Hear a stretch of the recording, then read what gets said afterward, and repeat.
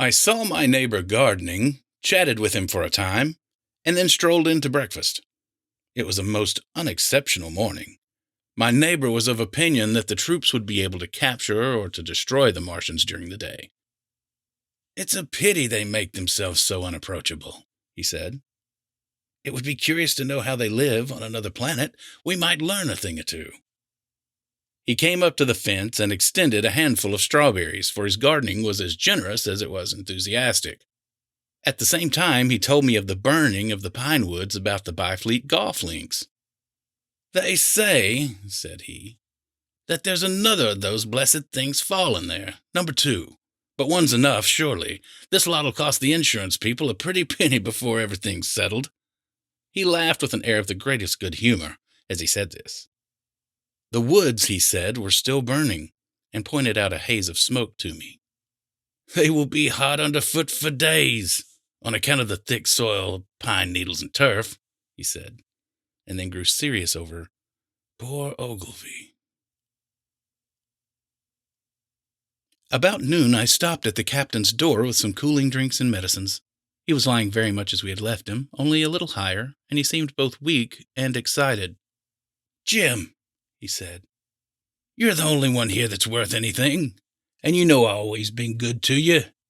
Never a month but I've given you a silver fourpenny for yourself, and now you see, mate, I'm pretty low and deserted by all. And Jim, you'll bring me one noggin of rum now, won't you, matey?"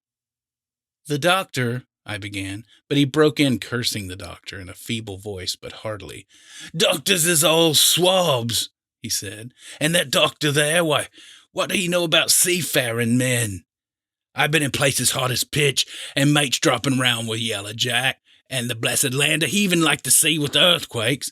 What does the doctor know of lands like that? And I lived on rum, I tell you. It's been meat and drink and man and wife to me. And if I'm not to have my rum now, I'm a poor old hulk on a lee shore. My blood'll be on you, Jim, and that doctor swab." And he ran on again for a while with curses. "Look, Jim, how me fingers fidges," he continued in the pleading tone.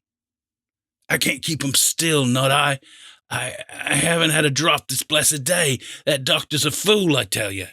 If I don't have a dram of rum, Jim, I'll have the horrors. I've seen some on 'em already. Seen old Flint in the corner there behind you, as plain as print. I seen him, and if I get the horrors, I'm a man that has lived rough, and I'll raise Cain.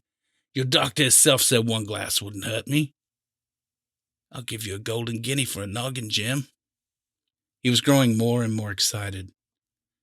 This alarmed me for my father, who was very low that day and needed quiet.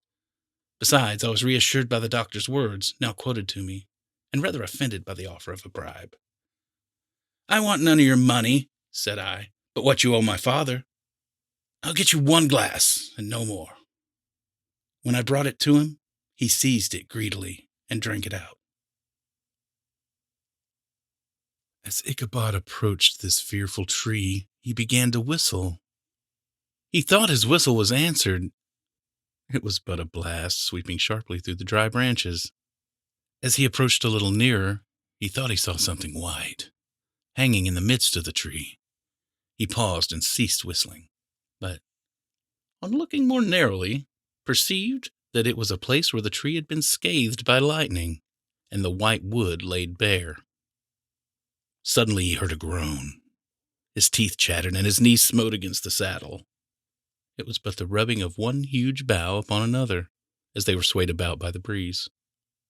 He passed the tree in safety, but new perils lay before him.